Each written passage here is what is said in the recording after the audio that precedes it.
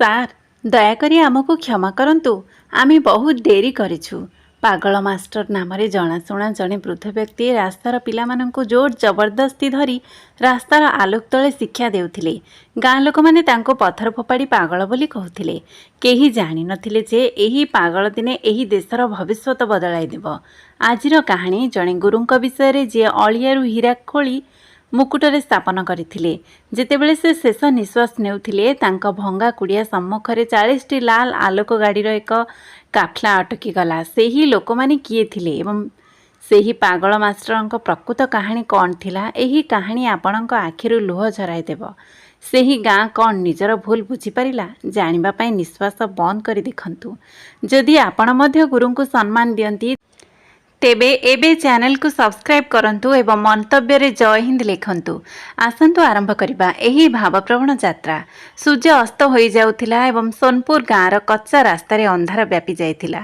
କିନ୍ତୁ ଗାଁ ଉପକଣ୍ଠରେ ଥିବା ଅଳିଆ ଗଦା ପାଖରେ ଥିବା ଏକ ଝଲସୁଥିବା ରାସ୍ତାର ଆଲୋକ ତଳେ ଏକ ଅଦ୍ଭୁତ ଶବ୍ଦ ପ୍ରତିଧ୍ୱନିତ ହେଲା। ଜଣେ ବୃଦ୍ଧ ବ୍ୟକ୍ତି, ତାଙ୍କ କେଶ ବିରକ୍ତ ଏବଂ ତାଙ୍କ ପୋଷାକ ସ୍ଥାନେ ସ୍ଥାନେ ଚିରି, ହାତରେ ଏକ ବାଡ଼ି ଧରି ଚିତ୍କାର କଲେ, ଆ ମିଠି, ସିଧା ବସିଯାଅ ଏବଂ ତୁମେ ରାଜୁ, ତୁମର ପଟାକୁ ଠିକ୍ ଭାବରେ ଧର। ଯଦି ତୁମେ ଆଜି ଗୁଣନ ଟେବୁଲ ମନେ ନ ରଖିବ, ତେବେ ମୁଁ କାହାକୁ ଛାଡ଼ିବି ନାହିଁ। ଲୋକଟି ଜଣେ ଭିକାରୀଠାରୁ କମ୍ ଦେଖାଯାଉନଥିଲା। ତାଙ୍କ ବେକରେ ଏକ ଭଙ୍ଗା ସ୍ଲେଟ୍ ଝୁଲୁଥିଲା ଏବଂ ତାଙ୍କ ହାତରେ ସବୁବେଳେ ଏକ ଚକ୍ ଖଣ୍ଡ ଥିଲା। ଗାଁ ଲୋକମାନେ ତାଙ୍କୁ ପାଗଳ ମାଷ୍ଟର ବୋଲି ଡାକୁଥିଲେ। ତାଙ୍କର ପ୍ରକୃତ ନାମ କ'ଣ ଥିଲା ସେ ବୋଧହୁଏ ନିଜେ ଏହାକୁ ଭୁଲି ଯାଇଥିଲେ। ସେ ଯିବା ସମୟରେ ଲୋକମାନେ ତାଙ୍କୁ ପଥର ଫିଙ୍ଗିବେ, ପିଲାମାନେ ତାଙ୍କୁ ଚିଡ଼େଇବେ, ଦୋକାନୀମାନେ ତାଙ୍କୁ ସେମାନଙ୍କ ଦୋକାନରୁ ଘଉଡ଼ାଇ ଦେବେ, ଭୟରେ ଯେ ଏହି ପାଗଳ ଲୋକ ସେମାନଙ୍କ ଗ୍ରାହକମାନଙ୍କୁ ନଷ୍ଟ କରିବ। କିନ୍ତୁ ସେହି ପାଗଳ ମାଷ୍ଟରଙ୍କ ପାଇଁ ଦୁନିଆର କିଛି ଗୁରୁତ୍ୱପୂର୍ଣ୍ଣ ନଥିଲା। ତାଙ୍କର କେବଳ ଗୋଟିଏ ଲକ୍ଷ୍ୟ ଥିଲା, ଅଳିଆ ଉଠାଉଥିବା, ଅନାଥ ଥିବା କିମ୍ବା ଯାହାର ପିତାମାତା ସେମାନଙ୍କୁ କାମ କରିବାକୁ ବାଧ୍ୟ କରୁଥିଲେ, ସେହି ଗାଁର ପିଲାମାନଙ୍କୁ ଧରି ଶିକ୍ଷା ଦେବା।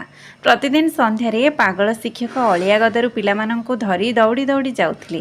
କେତେକ ତାଙ୍କୁ କାମୁଡ଼ି ଦେଉଥିଲେ, କିନ୍ତୁ ସେ କେବେ ହାର ମାନି ନଥିଲେ। ସେ ତାଙ୍କ ପକେଟରୁ ଏକ କ୍ୟାଣ୍ଡି କାଢ଼ିଥିଲେ, କେତେବେଳେ ଏକ ଭଙ୍ଗା ବିସ୍କୁଟ ଏବଂ ପିଲାମାନଙ୍କୁ ରାସ୍ତା ଆଲୋକ ତଳେ ବସିବାକୁ ପ୍ରଲୋଭିତ କରୁଥିଲେ।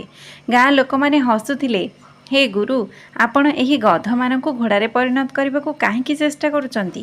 ସେମାନେ ଅଳିଆ ଗୋଟାନ୍ତି, ସେମାନେ କଲମ ନୁହେଁ। ବନ୍ଧୁକ ପାଇଁ ଭାଗ୍ୟବାନ। କିନ୍ତୁ ଶିକ୍ଷକ କୌଣସି ଉତ୍ତର ଦେଲେ ନାହିଁ। ସେ ନିଜ କାମରେ ବୁଡ଼ି ରହିଲେ।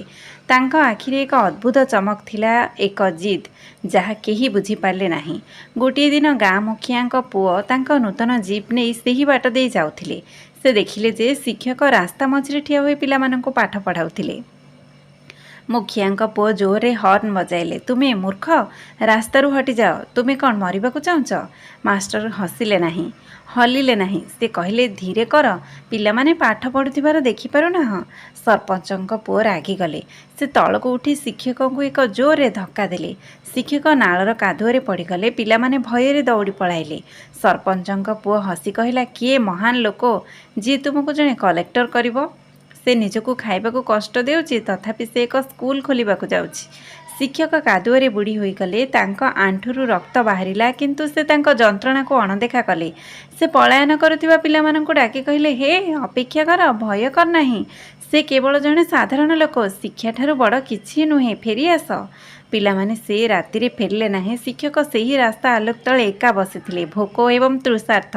ତାଙ୍କ ଆଖିରୁ ଲୁହ ବହିଲା, କିନ୍ତୁ ସେ ନିଜ ପାଇଁ କାନ୍ଦୁନଥିଲେ। ସେ ସେହି ପିଲାମାନଙ୍କ ପାଇଁ କାନ୍ଦୁଥିଲେ ଯାହାଙ୍କ ଭବିଷ୍ୟତ ସେ ଅନ୍ଧାରରେ ବୁଡ଼ି ଯାଉଥିବାର ଦେଖିଥିଲେ। ଏହା ବର୍ଷ ବର୍ଷ ଧରି ଜାରି ରହିଲା। ଶିକ୍ଷକଙ୍କ ଅବସ୍ଥା ଦିନକୁ ଦିନ ଖରାପ ହେବାକୁ ଲାଗିଲେ। ସେ ଆହୁରି ବୃଦ୍ଧ ଏବଂ ଦୁର୍ବଳ ହୋଇଗଲେ। ତାଙ୍କ ଶରୀରରେ କେବଳ ଏକ କଙ୍କାଳ ରହିଗଲା, କିନ୍ତୁ ତାଙ୍କ ସ୍ୱରରେ ସମାନ କଠୋରତା ଥିଲା। ପିଲାମାନଙ୍କ ସହିତ ସେ ଯେଉଁ ପିଲାମାନଙ୍କୁ ମିଠା ଦେଇ ଆକର୍ଷିତ କରୁଥିଲେ, ସେମାନେ ଏବେ ବଡ଼ ହୋଇଗଲେ। ପ୍ରାରମ୍ଭରେ ସେମାନେ ଗୁରୁଙ୍କୁ ଭୟ କରୁଥିଲେ କିମ୍ବା ଘୃଣା କରୁଥିଲେ, କିନ୍ତୁ ଧୀରେ ଧୀରେ ସେମାନେ ସେହି ପାଗଳ ଲୋକ ଭିତରେ ଲୁଚି ରହିଥିବା ବାପାଙ୍କୁ ଦେଖିବାକୁ ପାଇଲେ। ଗୁରୁ ନିଜେ ଖାଉନଥିଲେ, କିନ୍ତୁ ସେ କୌଣସି ପ୍ରକାରେ ପିଲାମାନଙ୍କ ପାଇଁ ଖାଦ୍ୟ ଯୋଗାଡ଼ କରୁଥିଲେ। ସେ ଲୋକଙ୍କ ଜୋତା ପଲିସ କରୁଥିଲେ, ଭାର ବୋହି ନେଉଥିଲେ ଏବଂ ପିଲାମାନଙ୍କ ପାଇଁ ପୁସ୍ତକ ଏବଂ ପେନସିଲ କିଣିବା ପାଇଁ ଟଙ୍କା ବ୍ୟବହାର କରୁଥିଲେ। ଥରେ ବହୁତ ଥଣ୍ଡା ଥିଲା। ଗୁରୁଙ୍କ ପାଖରେ କେବଳ ଗୋଟିଏ ପୁରୁଣା କମ୍ବଳ ଥିଲା। ସେ ଜୟନ୍ତ ନାମକ ଏକ ଅନାଥ ପିଲାକୁ ଶୀତରେ ଥରୁଥିବାର ଦେଖିଲେ। ଗୁରୁ ଜୟନ୍ତଙ୍କୁ ତାଙ୍କ କମ୍ବଳରେ ଘୋଡ଼ାଇ ଦେଲେ ଏବଂ ସାରା ରାତି ଥଣ୍ଡା ପବନରେ ନିଜେ ବସି ରହିଲେ। ପରଦିନ ସକାଳେ ଗୁରୁଙ୍କୁ ପ୍ରବଳ ଜ୍ୱର ହେଲା ଏବଂ ସେ ଉଠିପାରିଲେ ନାହିଁ। ତାପରେ ପିଲାମାନେ ଜାଣିପାରିଲେ ଯେ ଏହି ପାଗଳ କୌଣସି ସାଧାରଣ ବ୍ୟକ୍ତି ନୁହେଁ। ପିଲାମାନେ ତାଙ୍କ ପାଖରେ ବସିଲେ। ମିଠି ତାଙ୍କ କପାଳରେ ଏକ ଓଦାପଟି ଲଗାଇଲେ। ଜୟନ୍ତ କିଛି ଚା ଉଧାର ଆଣି ତାଙ୍କୁ ଦେଲେ।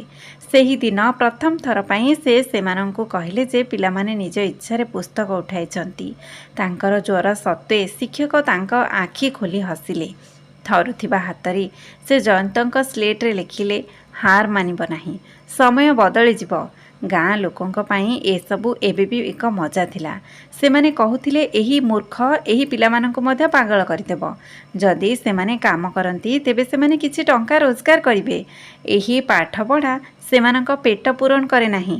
କିନ୍ତୁ ଶିକ୍ଷକ ପିଲାମାନଙ୍କୁ କହୁଥିଲେ, ପୁଅ, ଏହି ଲୋକମାନେ ଚାହାନ୍ତି ଯେ ତୁମେ ସବୁଦିନ ପାଇଁ ଅଳିଆ ଉଠାଅ। ସେମାନେ ଚାହାନ୍ତି ଯେ ତୁମେ ସବୁଦିନ ପାଇଁ ସେମାନଙ୍କର ଦାସ ହୋଇ ରୁହ। କିନ୍ତୁ ଯେଉଁଦିନ ତୁମେ କଲମର ଶକ୍ତି ପାଇବ ସେହି ଦିନ ସେମାନେ ସମସ୍ତେ ତୁମ ଆଗରେ ମୁଣ୍ଡ ନୁଆଇବେ। ମୋର କଥା ମନେ ରଖ। ଶିକ୍ଷା ହେଉଛି ସିଂହୀର କ୍ଷୀର।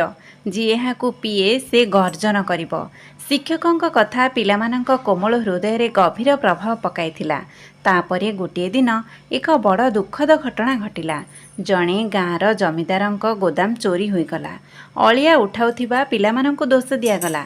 ପୋଲିସ ପହଞ୍ଚିଲା ଏବଂ ପିଲାମାନଙ୍କୁ ଶିକ୍ଷକଙ୍କ ସ୍କୁଲରୁ ସେହି ଡିଷ୍ଟ୍ରିଲାଇଟ୍ ତଳୁ ଟାଣି ନେବାକୁ ଲାଗିଲା। ଶିକ୍ଷକ ପୋଲିସ ଜିପ୍ ଆଗରେ ଶୋଇପଡ଼ିଲେ। ସେ ହାତ ଯୋଡ଼ି କହିଲେ, ମହାଶୟ, ଏହି ପିଲାମାନେ ଚୋର ନୁହନ୍ତି। ସେମାନେ ପାଠ ପଢ଼ୁଥିଲେ। ମୁଁ ସାକ୍ଷୀ, ସେମାନେ ଚୋରି କରିନାହାନ୍ତି। ପୋଲିସ ଅଧିକାରୀ ଶିକ୍ଷକଙ୍କ ମୁଣ୍ଡରେ ମାଡ଼ ମାରିଲେ। ପାଗଳ, ତୁମେ ସାକ୍ଷ୍ୟ ଦେବ। ତୁମର କ'ଣ ଅଧିକାର? ପୋଲିସ ପିଲାମାନଙ୍କୁ ନେଇଗଲା।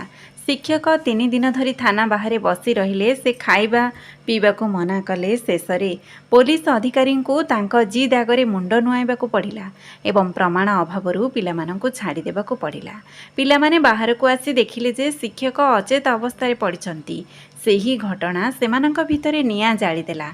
ସେମାନେ ବୁଝିପାରିଲେ ଯେ ଯଦି ସେମାନେ ଏହି ଦୁନିଆରେ ସମ୍ମାନର ସହିତ ବଞ୍ଚିବାକୁ ଚାହାନ୍ତି ତେବେ ସେମାନଙ୍କୁ ଶିକ୍ଷକଙ୍କ କଥା ମାନିବାକୁ ପଡ଼ିବ। ସେମାନଙ୍କୁ ମହାନ ବ୍ୟକ୍ତି ହେବାକୁ ପଡ଼ିବ।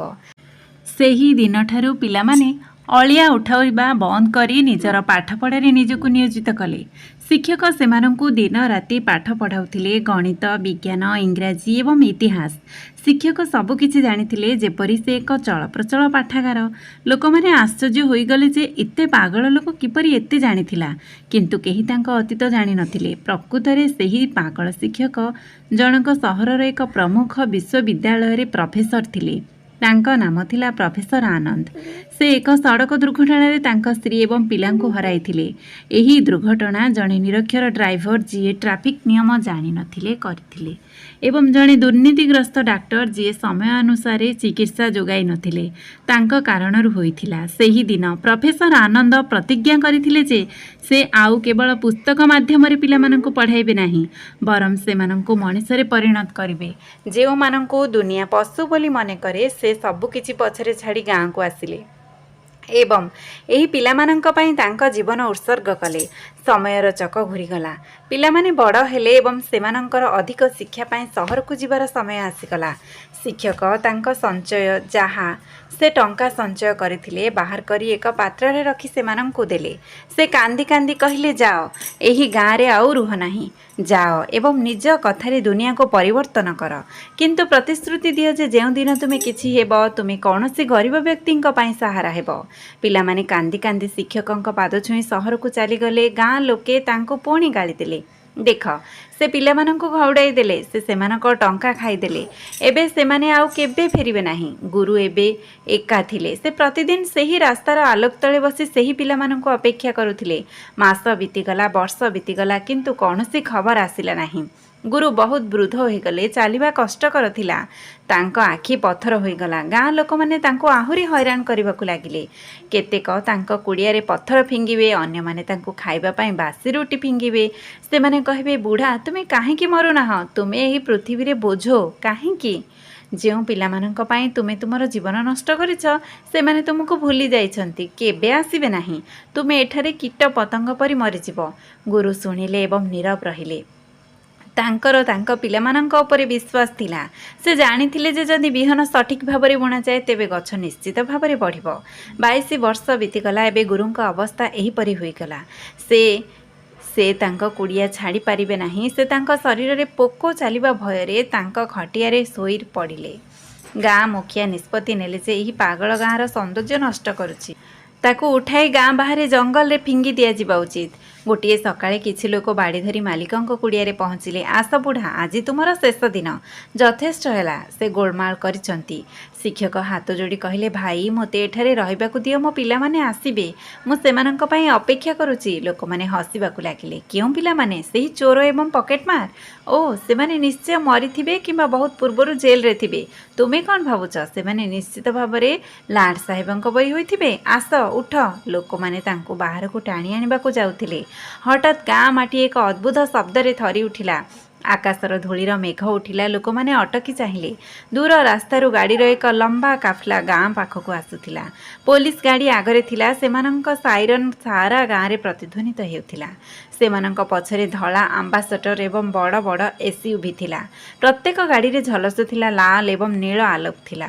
ଗୋଟିଏ କି ଦୁଇଟି ନୁହେଁ, ବରଂ 40ଟି ଗାଡ଼ିର କାଫଲା। ଗାଁ ଲୋକ ଭୟଭୀତ ହୋଇଗଲେ। ଗାଁ ମୁଖିଆ ଭୟଭୀତ ହୋଇଗଲେ। ସେ ଭାବିଲେ ଯେ କୌଣସି ଉଚ୍ଚପଦସ୍ଥ ମନ୍ତ୍ରୀ କିମ୍ବା ଅଧିକାରୀ ଗାଁକୁ ଆସୁଛନ୍ତି। ହୁଏତ ଏକ ଚଢ଼ାଉ ହେବାକୁ ଯାଉଛି। ଲୋକମାନେ ଶିକ୍ଷକଙ୍କୁ ସେଠାରେ ଛାଡ଼ି ରାସ୍ତା କଡ଼ରେ ହାତ ଯୋଡ଼ି ଠିଆ ହେଲେ। ସରପଞ୍ଚଙ୍କ କଂକ୍ରିଟ ଘର ସାମ୍ନାରେ ଗାଡ଼ି ନ ଅଟକି ଦ୍ରୁତ ଗତିରେ ଆଗକୁ ବଢ଼ିଲା। ଏହା ଆଗକୁ ବଢ଼ି ଚାଲିଲା। ସିଧା ସେହି ମହିଳା ଅଳିଆ ଗଦା ପାଖରେ ଅଟକିଗଲା, ଯେଉଁଠାରେ ମାଷ୍ଟରଙ୍କ ଭଙ୍ଗା କୁଡ଼ିଆ ଥିଲା। ଗାଡ଼ିଗୁଡ଼ିକ ଅଟକିବା ମାତ୍ରେ ବ୍ଲାକ୍ କ୍ୟାଟ୍ କମାଣ୍ଡୋମାନେ ବାହାରି ଆସି ଏକ ଘୋରବନ୍ଦୀ ଗଠନ କଲେ। ଗାଁ ଲୋକମାନେ ବଡ଼ ବଡ଼ ଆଖିରେ ଦେଖୁଥିଲେ କ'ଣ ଘଟୁଛି। ଏତେ ବିଶିଷ୍ଟ ବ୍ୟକ୍ତି ଏହି ପାଗଳଙ୍କ ପାଖକୁ କାହିଁକି ଆସିଲେ? ପ୍ରଥମ ଗାଡ଼ିର ଦ୍ୱାର ଖୋଲିଗଲା। ଜଣେ ଲମ୍ବା ଚଉଡ଼ା ଲୋକ, ତାଙ୍କ ୟୁନିଫର୍ମରେ ଅଶୋକ ସ୍ତମ୍ଭ ଏବଂ ତାରା ଖଚିତ, ବାହାରକୁ ବାହାରି ଆସିଲେ। ସେ ଜିଲ୍ଲା ଏସ୍ପି ଥିଲେ। ଜିଲ୍ଲା କଲେକ୍ଟର ଦ୍ୱିତୀୟ ଗାଡ଼ିରୁ ଓହ୍ଲାଇଲେ।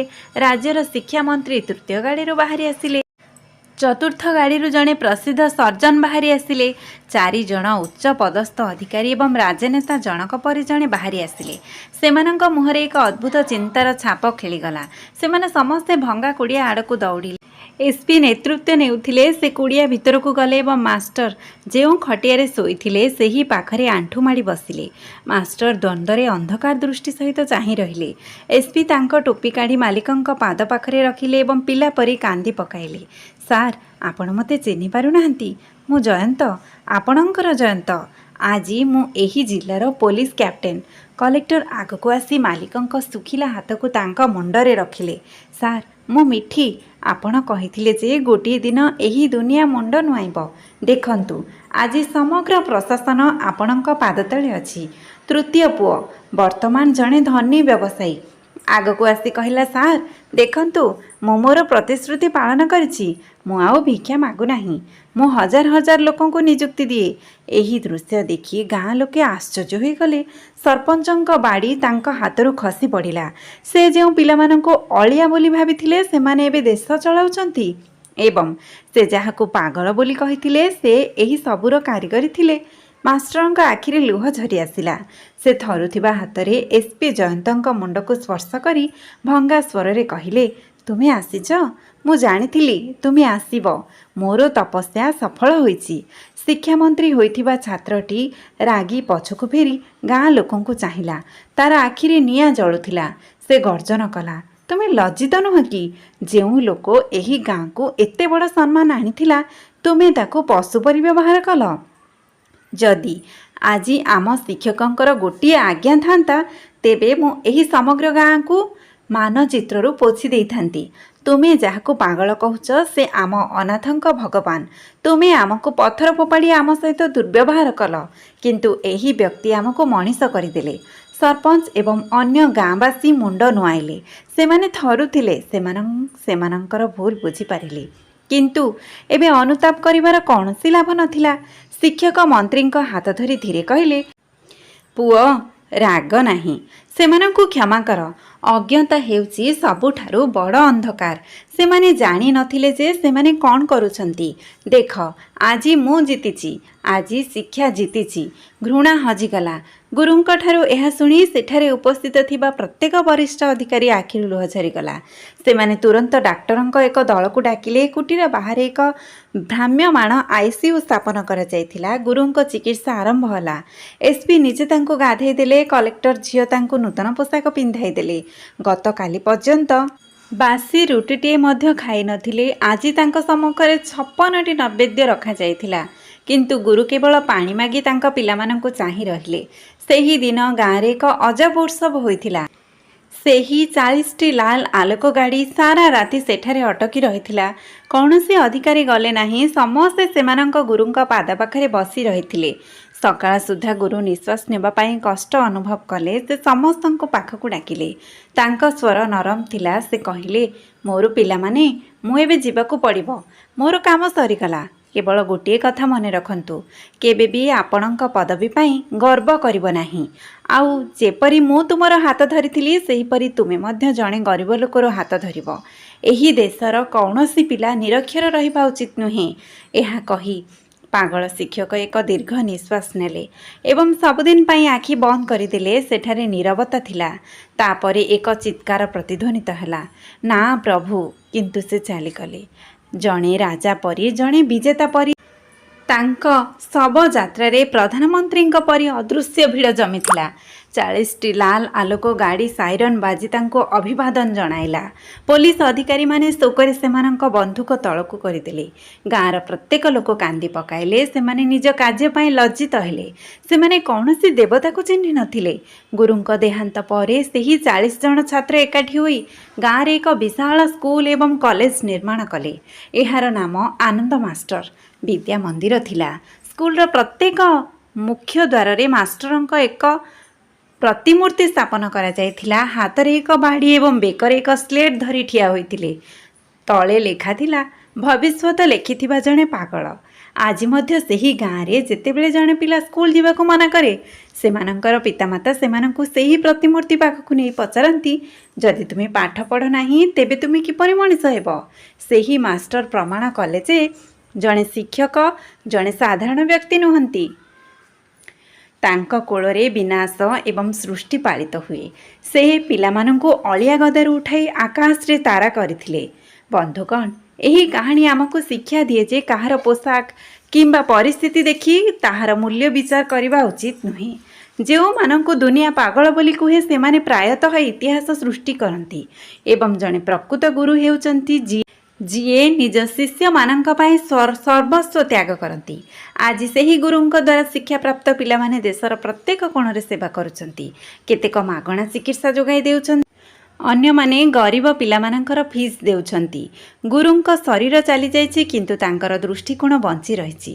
ଯଦି ଆପଣଙ୍କ ଜୀବନରେ ଜଣେ ଗୁରୁ ଅଛନ୍ତି ଯିଏ ଆପଣଙ୍କୁ ସଠିକ୍ ପଥ ଦେଖାଇଛନ୍ତି, ତେବେ ଏହି ଭିଡ଼ିଓକୁ ନିଶ୍ଚିତ ଭାବରେ ଲାଇକ୍ କରନ୍ତୁ ଏବଂ କମେଣ୍ଟରେ ତାଙ୍କ ନାମ ଲେଖି ସମ୍ମାନ କରନ୍ତୁ। ଆପଣ କ'ଣ ଭାବନ୍ତି ଯେ ଗାଁ ଲୋକଙ୍କୁ ଦଣ୍ଡ ଦିଆଯିବା ଉଚିତ ଥିଲା, ନା ଗୁରୁଙ୍କ କ୍ଷମା ପ୍ରାର୍ଥନା ଯଥାର୍ଥ ଥିଲା? ଦୟାକରି ଆପଣଙ୍କ ମତାମତ ସେୟାର କରନ୍ତୁ। ମନେ ରଖନ୍ତୁ, ଏକ କଲମରେ ଏତେ ଶକ୍ତି ଅଛି ଯେ ଏହା ଖଣ୍ଡାକୁ ମଧ୍ୟ ବଙ୍କା କରିପାରିବ। ସେ ପର୍ଯ୍ୟନ୍ତ ଧନ୍ୟବାଦ। ନମସ୍କାର।